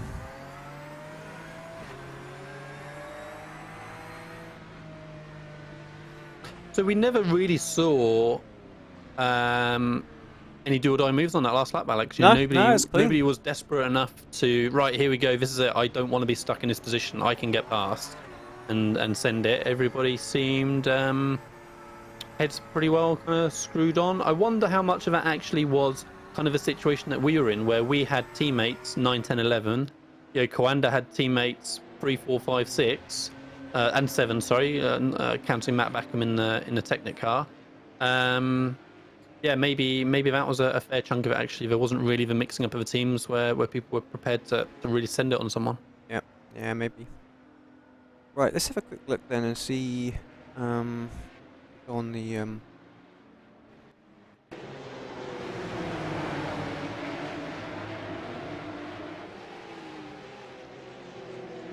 seeing this oh yeah, just was there contact from behind? So there was actually contact initially. Well, there was. Oh, was it? I was gonna say there was contact initially, like a bit of a hip check between the two of them, and then yeah, was there contact after that, not from Collins then? Having a little look. See. Yep. Who's it behind? Beneke? No, it wasn't contact behind. Yeah, no. Yeah, they just got a little bit out of shape. Out of shape. Yeah, that was unfortunate for Kev. Jeff Gethy looks happy with his 10th place, getting that top 10. Smile on his face there. Jeff always happy. Yeah, that Latino spirit. Right, let's have a look at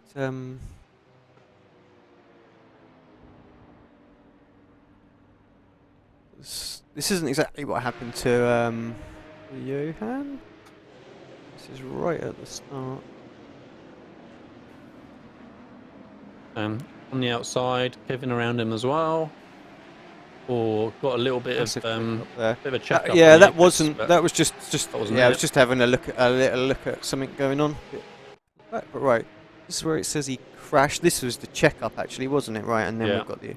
And then it was just going to be this off track. There's nothing else going on.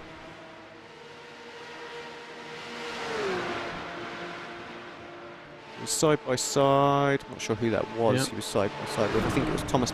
Oh, just run out of road. Oh. Well, okay. It's so narrow. That wasn't it. That was just the off track. Yeah. Very, very lucky to keep it held, and not only keep it held on track, but still kept side by side for so long with the red line car as well. Right. So yeah, so I can't see anything then really for Johan. So he just comes in here and then it just spears off to the right. Bang. Yeah. Yeah. So yeah, it just went dead straight. So like I say, hardware failure for sure. It seems like wasn't a connection issue. Yeah, it seemed like hardware absolutely. Oof. If you didn't have bad luck, you'd have no luck. Yeah.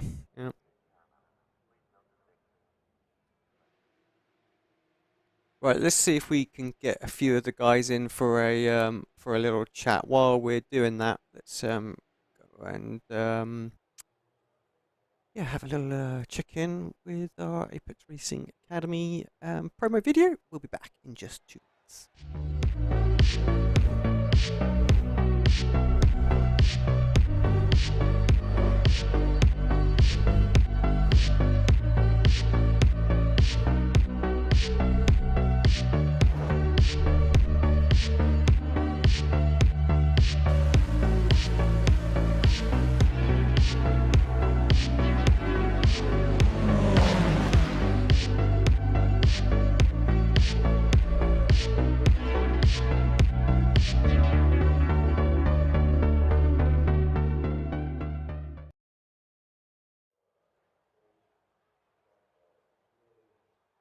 Oh, helps if we bring the audio back in. That was just for me, just to get some scenes ready. Yeah, we haven't got anyone yet. That's the only thing. So come on, lad. Let's have you. I might give him a bit of a poke and a prod with a stick. And yeah, whilst we're having a little bit of a wait for them, I'm just looking at the championship standings pre-race and thinking how I think Kevin is going to be pretty distraught with the fact that he wasn't able to capitalise today. So Kevin was P4 heading into the round. Seb ahead of him in P2, obviously DNF in the main. Charlie Collins was obviously the car that he had contact with in the main as well, so he was P5 behind him, so he could have closed a lot on Seb, or maybe even just leapfrogged him slightly. What's the point for the main? So he could well have leapfrogged Seb if he got a good result. Beneke didn't really do a huge amount today, so he was 2 positions back. So again, he could have gapped him quite nicely. Sanchez got taken out in race in the sprint or in the main, I forget.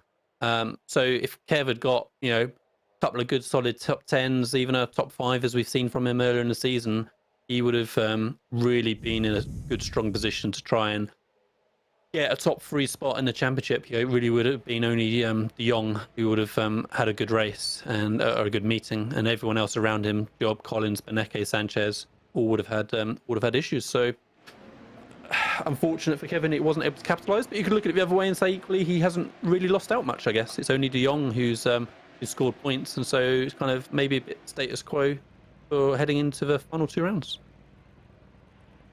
Yeah, exactly. God, I can't believe the season's almost over. That is crazy. Just on the Sim Racing wiki as well. Just wait to see if how quickly they update it. Come on, Jon, get on it. Let's have it. Right. While we do that, we've got a few guys now waiting for interview. I've got my cameras ready with Zach. He's in the middle of conversation, so I'm just gonna whip him up and just go surprise. Hi, Zach. Hello. How you doing, mate? Thanks for jumping in for a quick chat. Yeah, just talk us through that race. We know what you thought of this place all week long.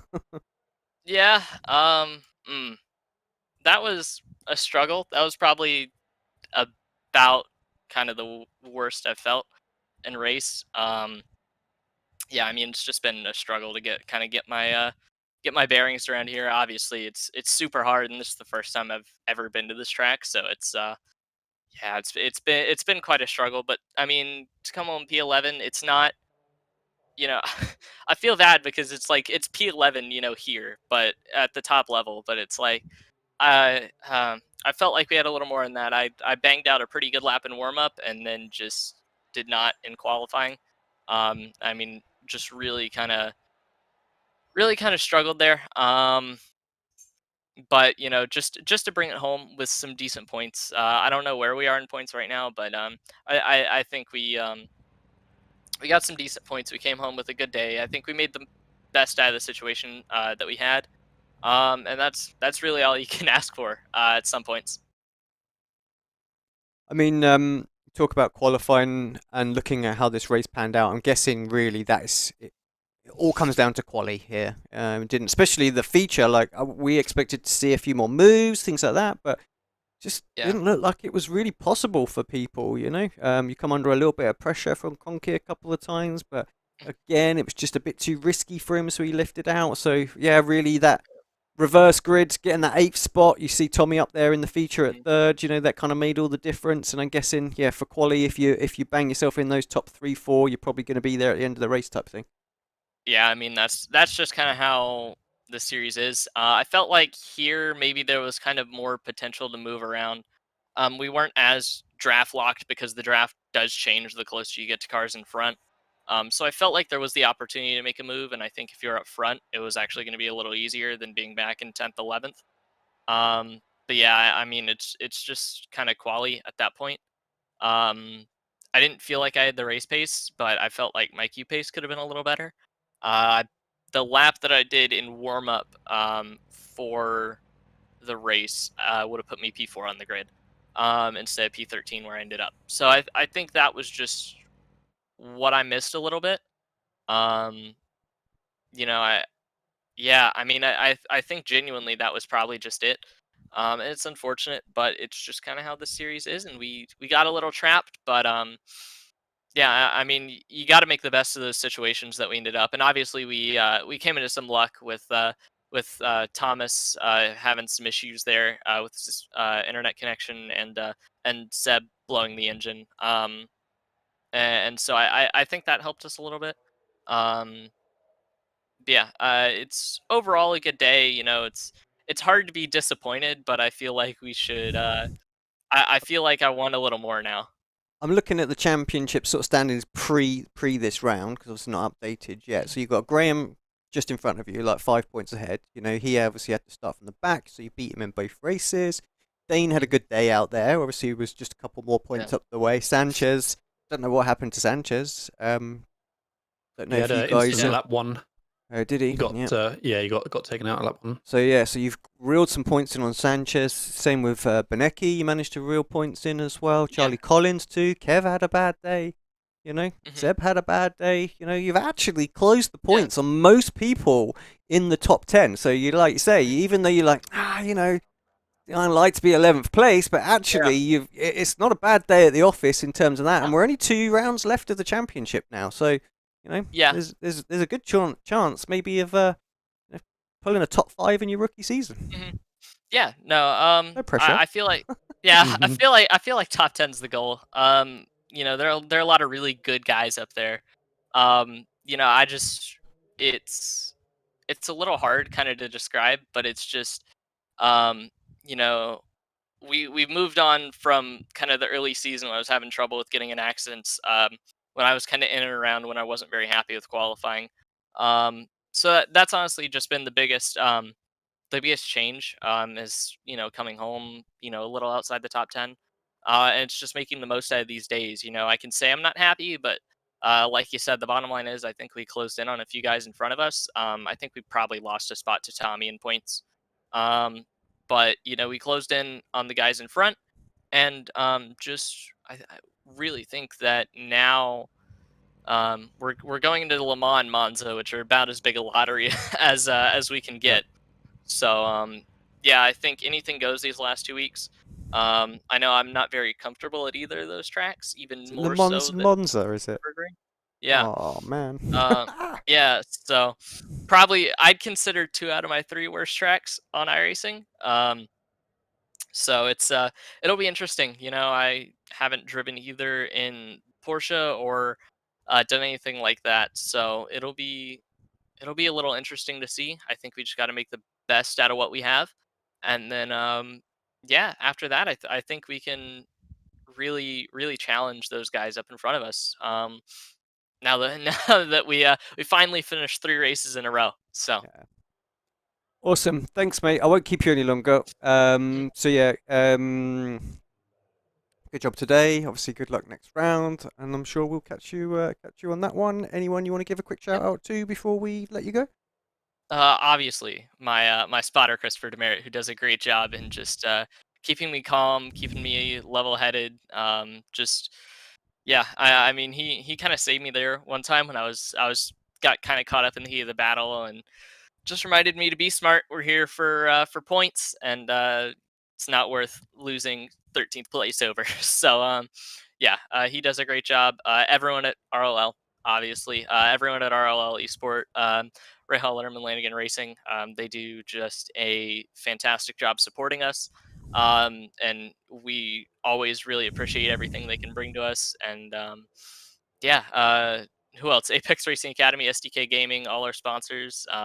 Yeah, just overall a good day, and I've been getting happier the more this interview has gone on. So I'm happy. Cheers, Zach. Thanks very much. Yeah, enjoy the rest of your weekend, and yeah, we'll catch you next round. Yep. See you guys. Hopefully I can be just a little more happy next round. So. Touching wood.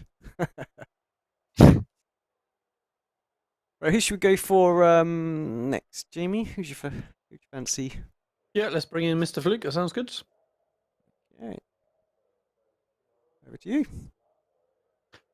Hey Jamie, congratulations on your top 10 in the main. It looked pretty tough for everyone out there on track, both in the sprint and in the main. What are your thoughts? I mean, it seemed like there wasn't really much more you could do. You had a couple of good goes at La Fuente, but wasn't quite enough on the last lap there. Yeah, pretty much. So sprint race, everyone was kind of just scrambling to keep up with Josh out front, and when the front three guys were so quick that everyone was just desperately hanging on to draft to stay there. So there wasn't really an awful lot going on. And then second race, like the first 2 laps was really hectic and chaotic with the reverse grid and the not quite as quick guys up front. So it all kind of bunched together a bit, and Daniel got me into turn 1 on lap 2. From there, I was just sitting waiting for something to happen because I just wasn't quite quick enough to manufacture anything. I think they might have been a little bit quicker in a straight line, the Williams car at least, just with how tight I was behind them on the final lap and couldn't get far enough ahead at the end to make the move stick. It was a little disappointing because I thought I'd done everything that I needed to, but yeah, it was a game of chicken, and I lost at the end because I eventually had to back out. But you know, I need the points. I also thought he needed the points, but he was willing to risk more, so you know, fair play to him. And then even then, it looked like coming off the final little corner, coming onto the GP straight, you almost had a little sniff come into the line. If only it was in a more traditional place, more where the start line is. Yeah, exactly. I had the run on him coming off the final corner, but no, the finish line unfortunately came up a little too early. But 2 top 10s is more than I was expecting coming into this. Nordschleife has never been my happiest of hunting grounds. It's not a track that I'm overly comfortable at. So despite the hours put in, there's always still, you know, glaring little weaknesses that, you know, I'm trying my best to iron out. Hopefully I masked them well enough today, but yeah, it's all the points on the board, just one step closer to next season. So truthfully, I can't be too disappointed. Absolutely. It always blows my mind talking to you guys in, you know, the highest level of road iRacing, finishing in the top 10. I had the same conversation with Zach a minute ago, and you're saying how you're not comfortable on the circuit. You know, yeah, how are you not comfortable, and yet you're running in at top 10 pace in the highest level of iRacing? It's crazy stuff. Just to change the subject slightly, Jamie, any theories as to how Seb might have blown his engine on was it lap 2? Yeah. So I've seen guys do this before where they've hit the downshift as they've come over the jump, and it'll drop in gear because you're in the air. The engine protection doesn't work, so whenever he's landed, it's just as soon as he's gone back to throttle, it's just ripped the nuts off it and blown the engine. Truthfully, I did almost the exact same thing coming into the final little complex down in Tiergarten, where I grabbed 5th, like immediately just as it came over like the smallest of little crests, and car just went light, and I pulled the downshift paddle at the same time, and almost half a lap later or a quarter of a lap later did the exact same thing. So I was lucky to get away with that one. Cool. Well, I'm glad you did. Thanks for the insight as to that one. I hope your Twitch stream enjoyed your top 10 finishes today. Yeah, thank you very much. Yeah, they absolutely did. I'm going to assume that Zach covered sponsors because he was in here for quite a while. You can consider that ticked off, so that's fine. Yeah, all right, cool. But yeah, thanks guys for putting on the Before you go, Jamie, points have just been updated actually, so you're up to 16th. Oh, excellent. I'm not up to 16th. That's where I was. Ah, okay. Well, sorry. Well, you closed in. Maybe you didn't close in then, because Pinto obviously had a good meeting this week, but you're 1 point behind him. And then, okay. Yeah, so who perhaps did you jump ahead of then? So Sindre? Probably Sindre, yeah. He had a race ban, so I was able to sneak ahead there. Okay. Yeah, 1 point to 1 point to Pinto then. So yeah, getting a bit tasty with the last couple of races. in there. Obviously, not the season you've wanted at all. No. So yeah, but a bit of a buffer to that dreaded top 20 now. Yeah, to be fair, that's kind of what I've been looking at from about round 2 or round 3 with the struggles I've had at the very start of the season. So I'm trying to make up for as much lost ground as I can, but not trying to overextend and overreach myself, just making sure I get the job done, and we'll rebound again for next season. But the last 2 rounds are tracks where I've traditionally, even though I'm not a huge fan of either Le Mans or Monza, I've got myself up at the sharp end more often than not. So maybe we can mount some sort of challenge towards top 10 or close to it. We'll see how it goes. Yeah, awesome. And before you go, actually, Jim, I just want to ask you, like, did Johan have hardware failure? I don't know. I haven't yet spoken to him. Okay. I wasn't in the same channel. And it was just coming through the carousel, and then suddenly just went straight. It was like, what? So, yeah. I would assume. We assume that's what it was. So yeah. Okay. All right. Lovely stuff. Thanks, mate. Yeah, good job today, and yeah, we'll catch you next round. Excellent. Thanks very much.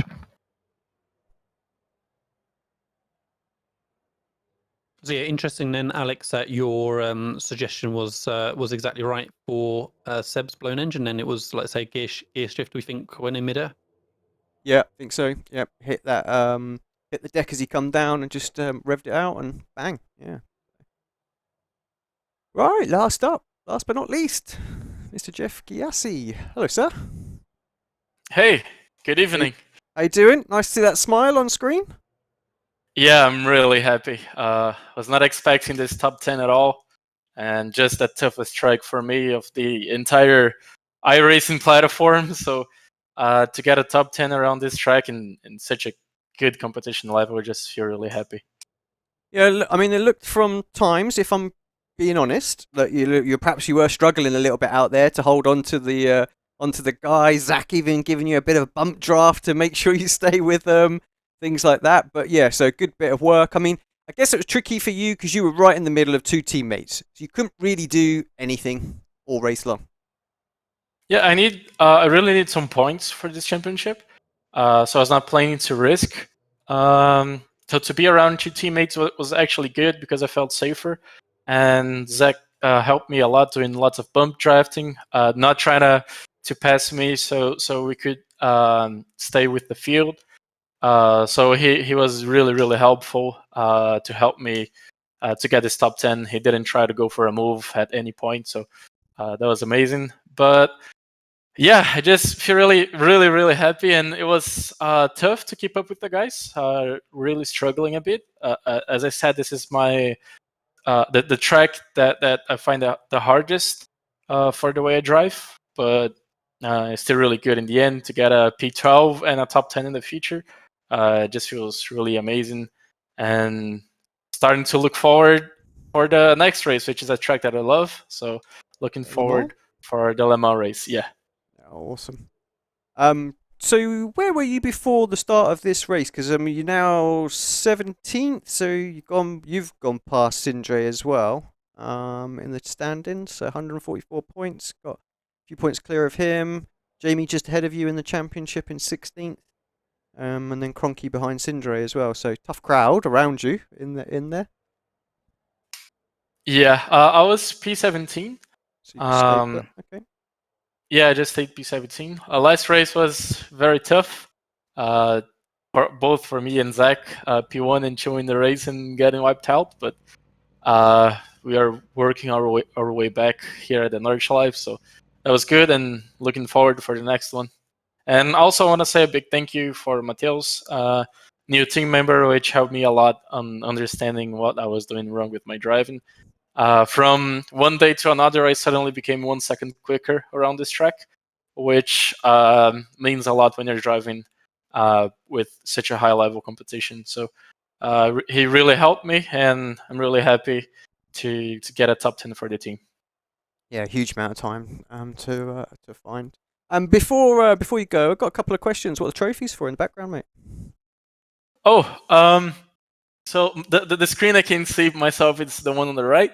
So this is from the Porsche Carrera Cup Brazil, and this one it's from the real life Porsche Carrera Cup Brazil. All the others are from the Porsche Carrera Cup Brazil Sim Racing. Nice. And I just love those trophies. That one, this one right there, it's when I had a chance to do a real life race, and was just an amazing weekend. We were talking about that today actually on the stream as well. So.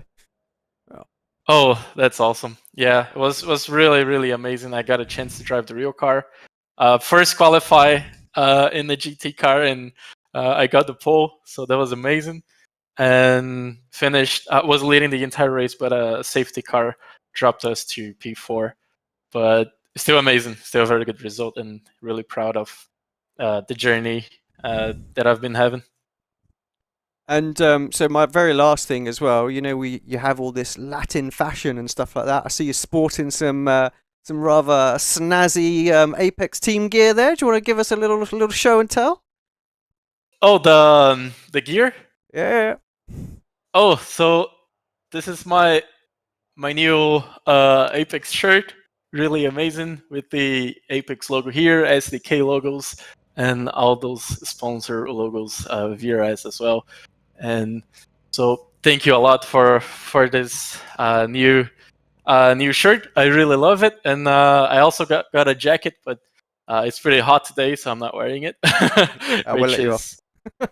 Yeah, but it's really an amazing equipment. Awesome.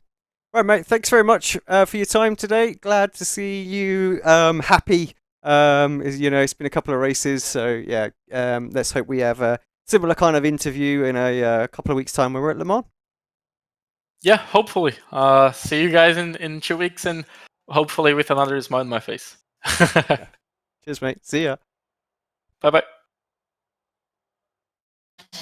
Yeah, so great to catch up with the guys, and like I said, nice that we had the championship points updated so promptly as well. So you can apologise to Jorn for not actually being slow off the mark as it turned out. Yep. It's super close now between Kevin, Dane Warren, and Charlie Collins for that 4th spot. 5 points between the 3 of them. When there's 300 odd points scored, 50 points for a main race win. That's going to be really interesting to see how that turns out for the top 4. I think we're going to see the top 3 staying out of reach for Kevin with him 62 points down on Seb with just those 2 rounds, 4 individual races to go. I've got to ask, 515 points for Rogers. Dion on 388. Has he just won the championship today? I think he might have done. 150 points is what's available, I guess, right? Plus maybe plus 10 for also 170 points between the 2 races. So there's still not quite there. Okay. Yeah. So, but yeah, looking more and more likely, I would say. Yeah, I mean it's just a crazy. Again, you look at how tight the rest of the field is, and for him to have 127 point gap or something is pretty crazy. When there's like then 10.5.00, 12 all the way down. He's just shows how he's dominated. 1, 2, 3, 4, 5, 6, 7 race wins through the season so far after 16 individual rounds. It's a pretty crazy hit rate. Yeah. Yeah, indeed. Right, thanks, mate. For this one, thank you for everybody watching as well. I guess Jim must have just hosted us, did he, or something like that? Because we've got a whole bunch of people just suddenly tuning in. But yeah, so thank you for all of those. I guess we'll catch you. Is it next week? Or is it 2 weeks' time? Can't remember now. We have got another week gap, so yeah, I believe 2 final rounds are both every other week. And so yeah, so for Jim's channel, not that we want to try and pull you away from Jamie's stream, of course, but for the PESC shows, yeah, you can get an onboard view of all the ART guys and the RL guys. So maybe have Jamie on your primary and us on a secondary to keep an eye on the rest of the guys as well. That sounds like a good plan going forward, I reckon. Awesome. Right then. Right. Thank you all, and yeah, I will pass it over to our Academy advert to sign us off for the evening, and wish you all a good weekend.